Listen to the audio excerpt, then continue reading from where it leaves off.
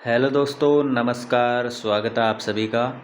आज का ये वीडियो आपके लिए बहुत ही खास होने वाला है। आप किसी भी कम्पिटिटिव एग्ज़ाम की तैयारी कर रहे हैं जो कि राजस्थान के अंदर होता है, तो ये वीडियो आपके लिए बहुत ही खास होने वाला है, क्योंकि इस वीडियो में मैं आपके लिए लेकर आया हूँ एक ऐसी पुस्तक जो कि कक्षा 11 में लगती थी, राजस्थान का इतिहास एवं संस्कृति। इस ये जो बुक है ये एग्जामिनर के पास में होती है। पेपर बनाते समय वो इस बुक से प्रश्न पूछता है। आज के समय शायद ही किसी स्टूडेंट के पास में ये बुक होगी। अगर आपको ये बुक चाहिए, इसका पीडीएफ चाहिए, तो आप मुझे कमेंट कर सकते हैं। मैं कोशिश करूँगा कि आपको इसका पीडीएफ है वो प्रोवाइड कर दूँ। ये पुस्तक कक्षा 11 में चलती थी और ये चलती थी 2003 के आसपास। यहाँ पर आप देख सकते हैं 2003 के आसपास। ये पुस्तक आपके लिए किस प्रकार से रामबाण साबित होगी, मैं आपको बताता हूँ। इसके अंदर ये कुछ अध्याय दिए गए हैं, जैसे कि राजस्थान की भौगोलिक स्थिति के बारे में, इतिहास, मारवाड़, हाड़ौती, ढूंढाड़, मेवात सभी के बारे में बताया गया है। इसके अलावा जहाँ से एग्जामिनर प्रश्न पूछता है आपसे, नैणसी का, टोड का, श्यामलदास का, गौरी शंकर, हीराचंद ओझा, सूर्यमल मिश्रण जो हैं। इसके अलावा आहड़ का, कालीबंगा का, गणेश्वर का, बालाथल का, विराट का, यहाँ से जो एग्जामिनर प्रश्न पूछता है वो इसके अंदर सारे दिए गए हैं। कई बार आप ऐसा सोचते हैं कि ये तो राजस्थान अध्ययन की जो पुस्तक है उसके अंदर तो ये बात लिखी भी नहीं गई है कालीबंगा से संबंधित या कोई भी सभ्यता से संबंधित, जो कि एग्ज़ाम में पूछ ली है। तो इसका मतलब ये है कि वो बातें इस पुस्तक से ली गई है, ये जो पहले पुस्तक चलती थी इससे। जैसे कि अजमेर का यहाँ पर पृथ्वीराज तृतीय के बारे में बताया गया है, रणथंभौर अमीर के बारे में बताया गया है, चित्तौड़गढ़ में राणा रतन सिंह के बारे में, जालोर के कानड़दे के बारे में, महाराणा कुंभा सांगा के बारे में डिटेल से बताया गया है, महाराणा प्रताप के बारे में बताया गया है, मुगलों से किस प्रकार के संबंध थे, आमेर के मान सिंह, बीकानेर के राय सिंह। इसके अलावा बूंदी, कोटा, मराठों से संबंध, मराठों का राजस्थान में प्रवेश किस प्रकार से हुआ, सारे चैप्टर वाइज दिए गए हैं। 1818 की संधियां बताई गई है, जहां से एग्जाम में प्रश्न पूछता है। 1857 की क्रांति से संबंधित यहाँ पर दिया गया है, काफ़ी सारा मैटर है। इसके अलावा किसान आंदोलन, जनजातीय आंदोलन यहाँ पर दिए गए हैं। विजय सिंह पथिक के बारे में, अर्जुन लाल सेठी, गोपाल सिंह खरवा, केसरी सिंह बारठ, इनके बारे में काफ़ी डिटेल से बताया गया है। राजस्थान के एकीकरण की प्रक्रिया को बताया गया है। इसके अलावा लोक देवता में रामदेव जी, गोगा जी, तेजा जी, पाबू जी। इसके अलावा धार्मिक आंदोलन में मीरा, दादू, जसनाती, जाम्बोजी, राम स्नेही, इन सभी के बारे में बताया गया है। कला में दुर्ग, महल, मंदिर, भवन, मूर्तिकला, नृत्य, संगीत, चित्रकला सभी के बारे में बताया गया है। तो लगभग ये देखिए, यहाँ पर आप देख सकते हैं 300 के आसपास इसमें पेज है और इसमें लगभग सभी जो टॉपिक है इतिहास के और कला संस्कृति के वो कंप्लीट हो जाते हैं। तो ये कक्षा 11 की बुक है। मैंने आपको बाहर से दिखा दिया है कि ये किस प्रकार की दिखती है। अब मैं आपको अध्याय के ऊपर ले चलता हूँ कि इसमें किस प्रकार के अध्याय है वो लगते हैं। तो इसको मैं थोड़ा सा जूम कर लेता हूँ। यस, तो ये इसका पहला अध्याय है। जैसे कि तो इसमें क्या देखिए, यहाँ पर लिखा गया, कर्नल टोड ने इस प्रदेश को रजवाड़ा रायथान नाम दिया। यानी राजस्थान को कर्नल जेम्स टोड ने रजवाड़ा कहा था, रायथान नाम है वो दिया था। इसके अलावा जोधपुर के भीम सिंह के विरुद्ध कार्रवाई में राजस्थान नाम लिखा गया था। ये सबसे पहले, ये देखो कितनी इंपॉर्टेंट बात इसके अंदर दी गई है कि 1791 ईस्वी में जोधपुर के महाराजा भीम सिंह ने मराठों के विरुद्ध संयुक्त कार्रवाई करने के लिए जयपुर नरेश को एक पत्र लिखा था और उस पत्र में राजस्थाना अर्थात राजधानियाँ में एकता की इच्छा प्रकट की गई थी। यहाँ पर सबसे पहले राजस्थाना नाम का प्रयोग किया गया था। टोड ने पहले राजस्थान शब्द संज्ञा प्रचलित रही थी। टोड के पहले भी, यस, टोड के पहले भी राजस्थान ये नाम है, इसकी संज्ञा है वो प्रचलित रही थी। ये पुराने राजस्थान का मैप है। यहाँ पर काफ़ी ज़िले दिखाए गए हैं, लेकिन अभी वर्तमान में 41 ज़िले हो गए हैं। फिर भी ये बुक आपके लिए इम्पोर्टेंट है क्योंकि इसमें कुछ ऐसी बातें बताई गई है जो एग्ज़ामिनर पूछता है। देखिए, एग्ज़ामिनर भौगोलिक स्थिति अगर आपके एग्ज़ाम में लिखा गया है तो वो आपसे देशांतरीय विस्तार, अक्षांशीय विस्तार दोनों के बारे में पूछता है। अक्षांशीय हो गया 23 से 30:12 और ये हो गया देशांतरीय हो गया 69 डिग्री 30 मिनट से 78 डिग्री 17 मिनट। तो यहाँ से एग्जामिनर है वो बुक में प्रश्न पूछता है। कर्क रेखा के राजस्थान है वो उत्तर भाग में है, ज़्यादातर राजस्थान है वो। इसके अलावा यहाँ पर उष्ण कटिबंधीय क्षेत्रफल के बारे में बताया गया है। सबसे बड़ा राज्य है ये बताया गया है। जनसंख्या की दृष्टि से तब 8वां स्थान था वो भी बताया गया है। ये 2003 में प्रकाशित हुई थी। अभी जनसंख्या के नए डेटा आएंगे तो उससे पता चल जाएगा। उस समय जनसंख्या घनत्व भी बताया गया है। आकृति के बारे में यहाँ से एग्जामिनर पूछता है कि राजस्थान की आकृति कैसी है। तो राजस्थान का आकार है वो अनियमित चतुर्भुज या फिर यूँ कह दीजिए पतंग के जैसा है। तो ये बातें इसके अंदर इस बुक के अंदर लिखी गई है। और वहाँ से जहाँ से एग्जामिनर देशों से तुलना करता है, जैसे कि यूनाइटेड किंगडम यानी Britain, Poland, Italy, Vietnam, Congo आदि से कहीं अधिक है हमारा राजस्थान। इसकी तुलना आकृति की अगर बात करें राजस्थान की तो फ्रांस से तुलना की जा सकती है आकृति के संबंध में। इसके अलावा यहाँ पर दिया भी गया है कि राजस्थान से मात्र 100 गुना बड़ा है ये। और पाकिस्तान इसके किधर लगता है ये बताया गया। उत्तर पश्चिम में लगता है, उत्तर पूर्व में पंजाब लगता है। ये काफ़ी बातें इसके अंदर बताई गई है। 19 देशी रियासतें थी राजस्थान के अंदर, ये भी बताया गया है। वेरी इंपॉर्टेंट है एग्ज़ाम की दृष्टि से। सारी बुक की आपके लिए मैं अगर आपको स्टार्टिंग से आपको पहला अध्याय दिखा रहा हूँ ताकि आपको इसके इम्पोर्टेंट का पता चले कि ये एग्ज़ाम की दृष्टि से कितनी महत्वपूर्ण है। और इसको पढ़ना भी आसान है क्योंकि आसानी से इसमें सरल तरीके से वो सारी चीज़ें बताई गई है। पर्वतीय प्रदेश के बारे में इसमें दिया गया है। देखिए अरावली पर्वतमाला के नाम से पुकारी जाती है। राजस्थान को 2 बराबर भागों में बांटती है। ये भी इसके अंदर बताया गया है। कहाँ तक फैली है, इसकी समुद्र तल से ऊंचाई भी बताई गई है 1722 मीटर है। वेरी इंपॉर्टेंट साबित होगा। पठार के बारे में बताया गया। राजस्थान के पठार को हाड़ौती के पठार के नाम से जाना जाता है। इसको 2 भागों में हम पढ़ते हैं। विंध्यन कगार के बारे में वाला पढ़ते हैं और दूसरा जो है बालूका स्तूप से निर्मित उसके बारे में। ऊपरमाल किसे कहते हैं ये भी इसके अंदर बताया गया है। तो ये बुक तो काफ़ी इम्पोर्टेंट है। मैदान के बारे में बताया गया है। मैदान कौन कौन से ज़िलों के अंदर फैला हुआ है मैदान। फिर यहाँ पर रेगिस्तान के बारे में बताया गया है। रेगिस्तान में कौन कौन सी ज़िले हैं, जैसे कि सांबर, पंचपदरा, लूणकरणसर, ये ज़िले हैं। और जो रेत के टीले होते हैं राजस्थानी में इसे बालूका के जो बिखरे उन्हें दोहरा कहते हैं, ये भी इसके अंदर बताया गया है। प्राचीन काल में यहाँ पर सरस्वती, दृश्यवती नामक सिंधु नदियाँ घाटियाँ थी, इसके बारे में बताया गया है। नदियों से संबंधित प्रश्न बताए गए हैं। देखो नदियों से संबंधित अरब सागर में गिरने वाली बंगाल की खाड़ी में और पश्चिमी राजस्थान में जिन नदियों का प्रवाह है उनको बताया गया है। राजस्थान की जलवायु और वनस्पति से संबंधित यहाँ पर बताया गया है। छप्पनिया काल कब पड़ा था, एग्जाम में पूछ लिया जाता है। 1956 विक्रम संवत में पड़ा था और 1899 ईस्वी में पड़ा था। तो ये भी इसमें बताया गया है। इसके अलावा जब काल पड़ता है तो अन्न, जल और तृण यानी घास, इन तीनों चीज़ों की कमी हो जाती है तो त्रिकाल कहलाता है वो। फिर यहाँ पर मैप भी बताया गया है। फ़ोटो तो साफ नहीं है फिर भी आप देख सकते हैं। यहाँ पर खेतड़ी, हनुमानगढ़, किराड़ू, जैसलमेर, मंडोर, यहाँ पर काफ़ी दर्शाए गए हैं राजस्थान के स्थान। जब आप इस पुस्तक को पढ़ेंगे ना तो आपको बहुत सारी चीज़ें आसानी से समझ में आ जाएगी। जैसा टीचर जो कराते हैं ना कोचिंग में, ठीक उसी प्रकार से इसके अंदर आराम से विस्तार से जानकारी दी गई है। इतनी तो आपको क्लास में समझ में नहीं आएगी जितनी इसको बुक को पढ़ कर आ जाएगी आपको। जैसे कि इधर मरुस्थलीय प्रदेश है, देखो यहाँ पर यह राजस्थान के मैप में ये अरावली दर्शाया गया है। फिर ये पूर्वी मैदान कितनी देर दूर में फैला है, पठारी प्रदेश के इधर है। ये सारी बातें इसके अंदर बताई गई है। इसके अलावा देखिए यहाँ पर भौगोलिक विविधता, वन को भी 2 भागों में बांटा जा सकता है। पश्चिमी प्रदेश के वन किस प्रकार के हैं, बबुल, रोइडा, ये इधर किधर पाए जाते हैं।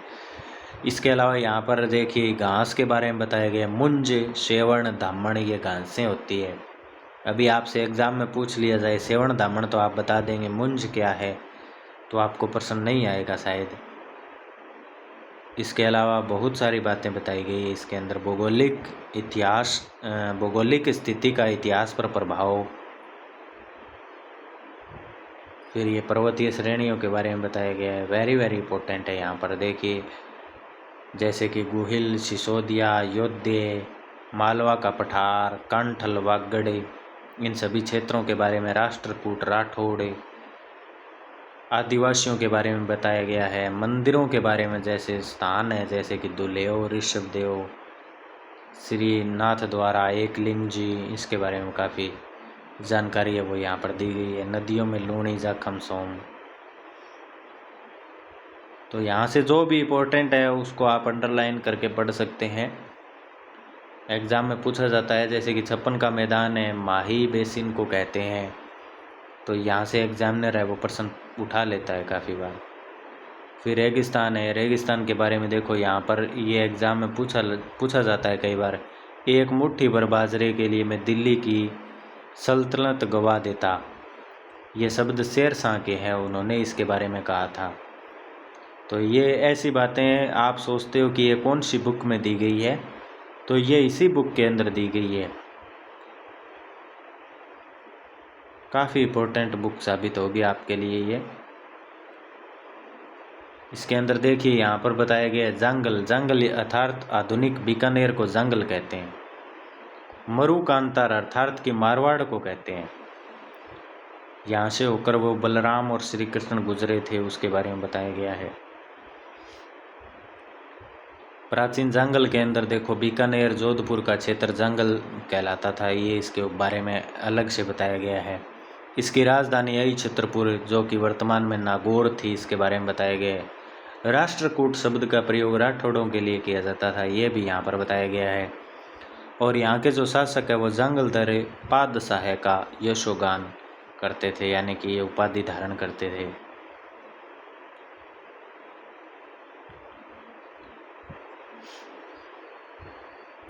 ये मत्स्य के बारे में बताया गया है जैसे कि जयपुर, अलवर, भरतपुर का क्षेत्र आता है। महाभारत में इसको विराट कहते थे, ये भी इसके अंदर बताया गया है। सीवी जनपद के बारे में बताया गया है। सीवी जाति चित्तौड़गढ़ और उसके आसपास में क्षेत्र में अधिकार था उनका। फिर मेवाड़ के बारे में बताया गया है। 6ठी शताब्दी में गुहिल वंश ने यहाँ पर, जो गुहिल है उसने मेवाड़ को अपनी राजधानी बनाया। चित्रकूट से यहाँ पर देखिए छीन लिया था। नहीं तो आप ऐसा सोचते हैं कि चित्रकूट ऐसा एग्जाम में पूछ लिया जाता है, तो ये कहाँ पर दिया गया है, तो इसी पुस्तक के अंदर दिया गया है।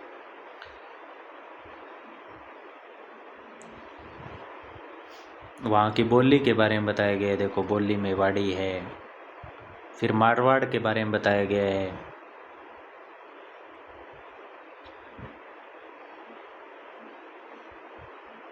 यहाँ की बोली मारवाड़ी है, ये बताया गया है। हाड़ौती के बारे में बताया गया, मीणा जनजाति का अधिकार रहता था हाड़ौती के ऊपर पहले, ये भी यहाँ पर बताया गया है। ढूंढाड़ के बारे में बताया गया है, ढूंढाड़ी बोली बोली जाती थी।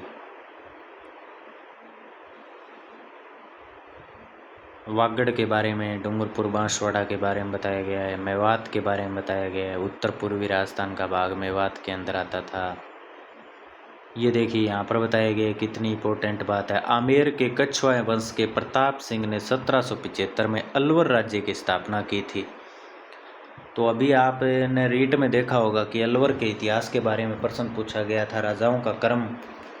तो इसमें लगभग मेरे हिसाब से सारी जानकारी दी गई है। तो यहाँ पर संस्थापक के बारे में बताया गया है।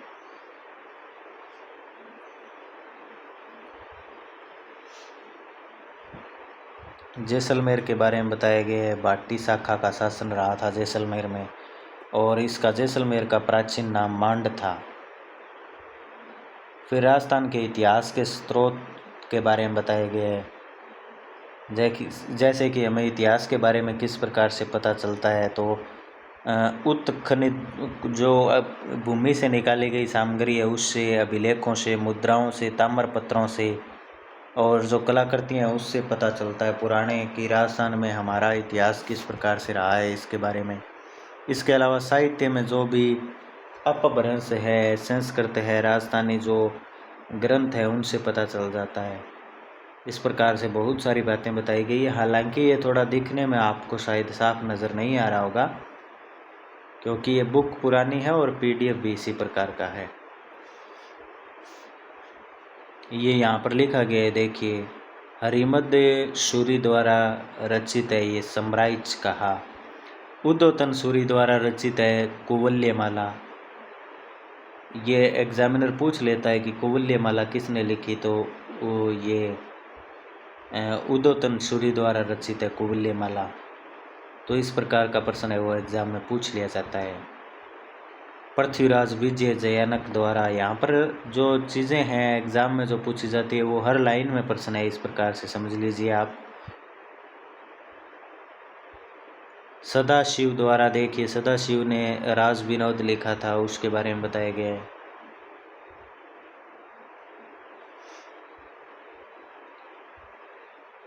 एक बार मैं आपको सारी इस वीडियो में ही दिखा देता हूँ। वैसे हो सकता है पीडीएफ किसी भाई को नहीं मिल पाए, तो इसीलिए वो इस वीडियो को भी अगर देख लेगा तो उसको कुछ इम्पोर्टेंट लगेगा, तो वो साथ साथ में इसका स्क्रीनशॉट ले सकता है या रोक करके भी इसको देख सकता है।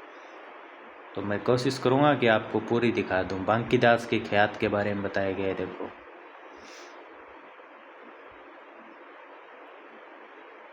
दयालदास की ख्यात के बारे में बताया गया है। दयालदास का जन्म है बीकानेर के कुड़िया गांव में हुआ था, 1798 में हुआ था। बीकानेर के राठौड़ों की ख्यात भी इसको कहा जाता है। दयालदास की ख्यात को बीकानेर के इतिहास के बारे में इससे पता चलता है। फिर मुंडियारी ख्यात आ गई। देखिए एग्जाम में काफ़ी बार पूछा गया है। फिर कवि राजा की ख्याल के बारे में बताया, ख्यात के बारे में बताया गया है। सॉरी, मैं ख्याल बोल दिया गलती से। फिर लौकिक साहित्य के बारे में बताया गया है। फिर उर्दू फारसी जो साहित्य है उससे संबंधित है।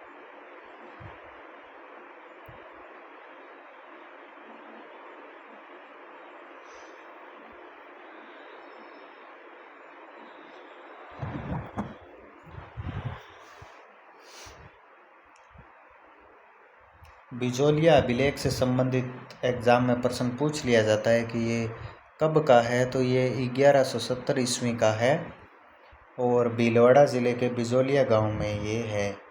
तो इससे संबंधित भी एग्ज़ाम में प्रश्न पूछ लिया जाता है, तो वो इस पुस्तक के अंदर दिया गया है। चिरवा अभिलेख, चिरवा उदयपुर में, ये 1273 ईस्वी का है और इसमें बप्पा जो रावल था उससे लेकर के समर सिंह के काल की जो उपलब्धियां हैं उसके बारे में चिरवा का शिलालेख बताता है।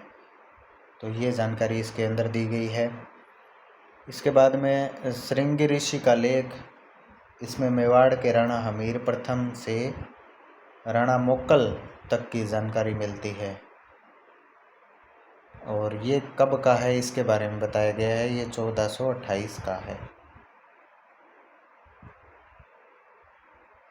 इसके अलावा कुंभलगढ़ का जो शिलालेख है उसके बारे में बताया गया है। 1460 का है ये कुंभलगढ़ वाला। आजकल क्या है कि कालक्रम इनका पूछ लेता है एग्ज़ाम में, इसीलिए ये महत्वपूर्ण हो जाता है इनकी डेट याद करना।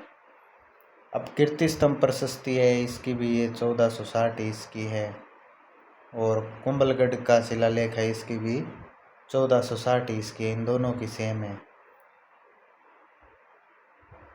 अब यहाँ से एग्ज़ाम में प्रश्न पूछा गया था, आपने नोटिस किया हो तो, अभी लेटेस्ट एग्ज़ाम में हुआ था कर्मचारी चयन बोर्ड द्वारा, राणा कुंभा द्वारा रचित ये चंडी शतक, गीत गोविंद और टीका संगीत राज, ये ऐसा दिया था और पूछा था कि ये किसके द्वारा लिखित है, तो ये कुंभा द्वारा रचित है। ऐसा प्रश्न अभी आया है लेटेस्ट एग्ज़ाम में। वो किसका था, लाइब्रेरियन का था या। फिर राय सिंह प्रशस्ति के बारे में बताया गया है, 1594 की है ये। फिर आमेर के बारे में बताया गया है, इसे 1612 में उत्कीर्ण किया गया था। ये कछुआ है, राजवंश के इतिहास को जानने से संबंधित है। फिर राज प्रशस्ति के बारे में बताया गया, ये इम्पोर्टेंट है काफ़ी। 25 बड़ी बड़ी काले पत्थर की शिलाएँ हैं। राजसमंद झील, राज सिंह ने राजसमंद नाम की एक झील है उसके किनारे पर ये लगी हुई है। और इसकी रचना 1676 में की गई थी। ये इम्पोर्टेंट इसलिए है क्योंकि ये शिलालेखों में सबसे बड़ी है। फिर फारसी के शिलालेख के बारे में बताया गया है। यहाँ पर देखो क्या लिखा गया है, राजस्थान में फारसी का सबसे पुराना लेख 1200 ईस्वी का है। और यहाँ पर देखो इसका नाम है वो कट गया है कि वो कौन सा है, तो वो आप मुझे कमेंट बॉक्स में बताएंगे। रीट में पूछा गया था, यहाँ पर पूछा गया था, एक दाइबी पीर की दरगाह के बारे में प्रश्न पूछा गया था लेख से संबंधित, ऐसा कुछ प्रश्न आया था, आपने नोटिस किया तो। इसके अलावा नेक्स्ट आते हैं ताम्रपत्र, दुलेव का ताम्रपत्र के बारे में बताया गया है, आहड़ के ताम्रपत्र के बारे में बताया गया है, दुलेव के ताम्रपत्र के बारे में, प्रतापगढ़ के ताम्रपत्र के बारे में, मुद्रा के बारे में जानकारी दी गई है। जैसे कि कई बार एग्जाम में सिक्कों के बारे में प्रश्न पूछ लिया जाता है। हम सोचते हैं कि सिक्के राजस्थान अध्ययन में तो दिए हुए नहीं है, फिर सिक्के आखिर उसने पूछे कहाँ से? तो सिक्के उसने इसलिए पूछ लिए क्योंकि उसके पास में है प्राचीन, ये पहले चलती थी ये बुक, और वो इससे प्रश्न उठा लेता है।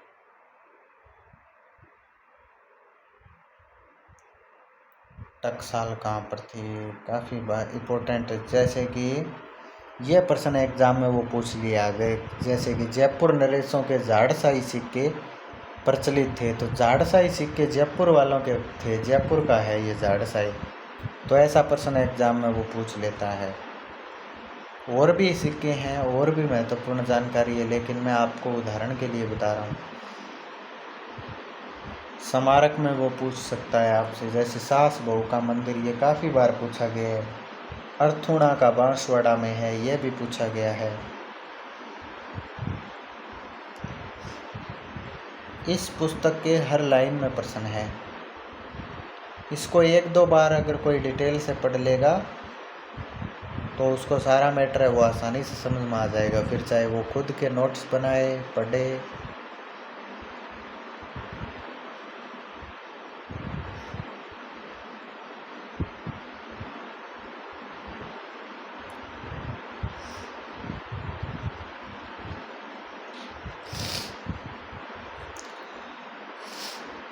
कालीबंगा से कांच और बालाथल के सभ्यता से बहुमूल्य पत्थर मिले थे, काफ़ी इम्पोर्टेंट बात है।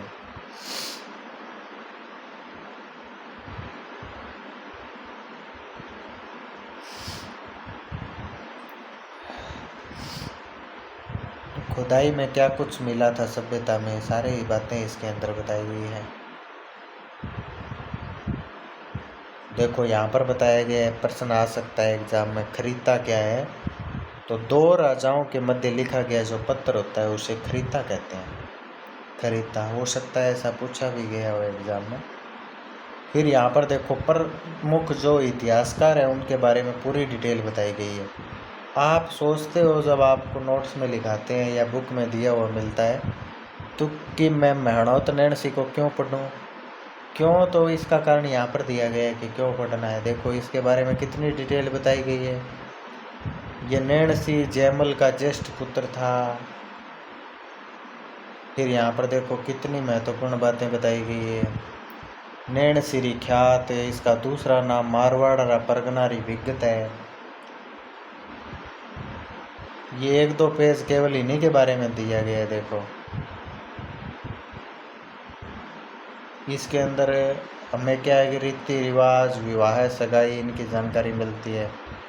फिर नैणसी राजस्थान का अब्बुल फजल है, देखो यहाँ पर लिखा गया है। आप सोचते हो कि ये कहाँ पर लिखा गया है बात, तो ये इस पुस्तक के अंदर दी गई है ऐसी बातें जो आपको अन्य किताबों के अंदर नहीं मिलती है।